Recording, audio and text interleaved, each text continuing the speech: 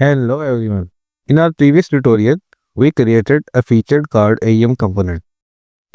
We built an AEM dialog where author could enter details like the title, description, link and the image. And we displayed those values on the page using HTML. But right now, this component supports only one card at a time because we have static fields on our AEM dialog. What if we want to allow multiple feature cards dynamically? That's exactly what we shall do in this tutorial. We shall enhance our component by adding multi-field support so that author can create multiple cards with a single component, right?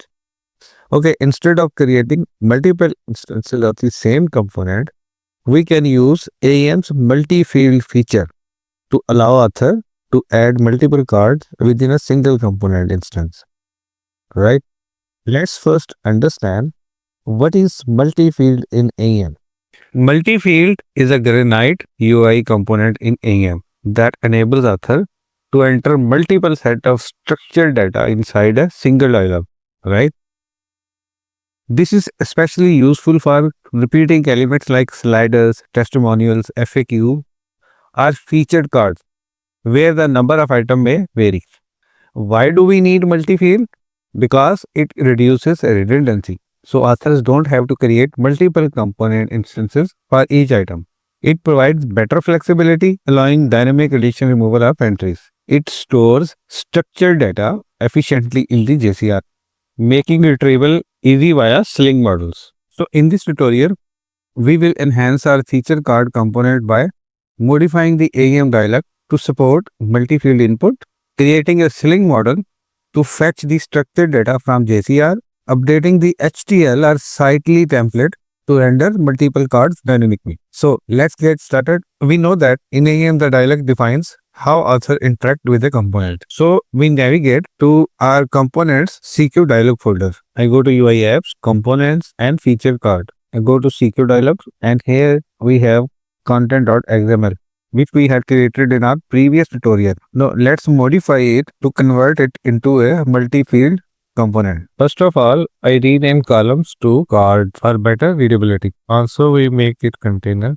Okay, we change this container to multi-field. Now our Sling resource type is multi-field instead of a container. We will also set another property composite true. The multi-field allows adding multiple cards, right? And composite boolean true ensure the fields are stored together in JCR. Now we make other necessary changes in this file, like we added this field container inside multi-field. Okay, now our AEM dialog is multi-field. Let's verify it. Okay, we have built our project. Now let's verify AEM dialog. I open it. We can see an add button here. Let's click on it and we can see some fields are visible here. I provide some text. Click on add. Now you can see another section of the same field is added in this dialog. So our AEM dialog is multi-field now. But in order to show all of these fields on our page, we need to make changes in our Sling model and HTML. So let's make those changes. Okay, first we create our featured card Sling model. We go to course, SRC, main, models, right click on models, new. We take a Java class. I give it a name like featured card model. This Sling model is responsible for retrieving and exposing a list of card objects from an AEM component, right?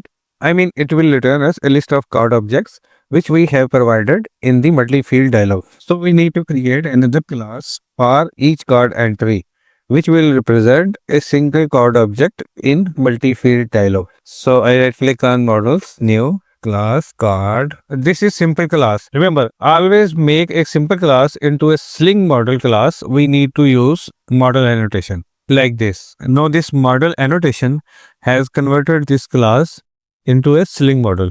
We have something like adoptables resource.class. It means this model adopts from an AEM resource, meaning it can pull data from the JCR node directly. right? Because we receive resource from JCR. Then default injection strategy is equal to default injection strategy dot optional.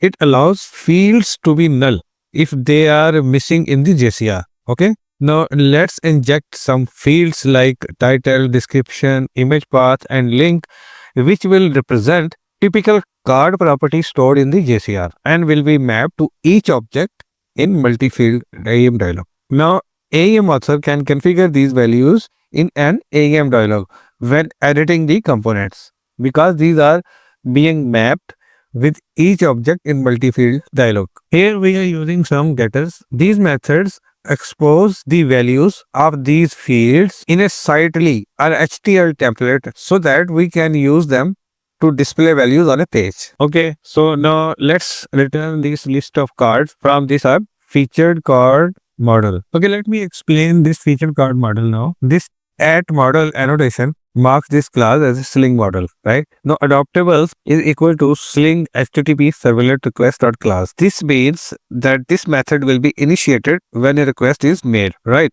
Then we have Sling object. It injects the current HTTP request object. Here we are injecting list of cards. Remember, at inject is used to fetch value from the AEM repository. At VIA resource, this tells the model to fetch data from the resource, JCR node, instead of the request. And then list of cards represent a multi-field. Because multiple cards objects are stored under a node. Now here, get card return a list of card object. And then we have a setter like set card. But I think we don't need this at the moment. So in short, this Sling model retrieve a list of card objects from the JCR using a multi-field, right? Okay, we are done with our Sling model. So now now we understand the featured card model and card classes. Let's see how to use them in an HTML file to display our data from multi-field. I go to UI.apps, components, and go to my featured card component, open featured card.html. Now we make necessary changes inside this file. Okay, we have used this sly tag for non-rendering elements. Sly element don't render in the output HTML. It helps in loading models and logic without adding unnecessary markup. This line, data sly use dot card object, this loads the Sling model featured card model into the HTML file. Right? Now we can access its properties and methods using card object. Next we are using data sly list. Data sly list dot item actually iterates over list of card object from the model. Each iteration assigns the current card object to this item. And next, we render some card details from the multi-field. And that's it. We have now a dynamic multi-field AEM component that allow author to add multiple cards. So let's verify it. Let's build the project and test it on UI. Now we have our AEM multi-field dialog setup. Let's add some sample card data to test it. So we are entering values for title, description, link, and image.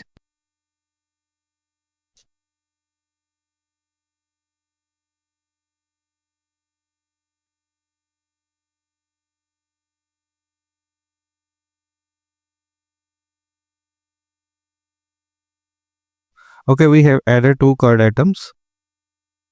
Let's save it. And you can see how our component renders both of these cards on the page. Now we know how to implement multi-field AEM component. Okay, now we want to see where AEM dialog field values are stored in the JCR.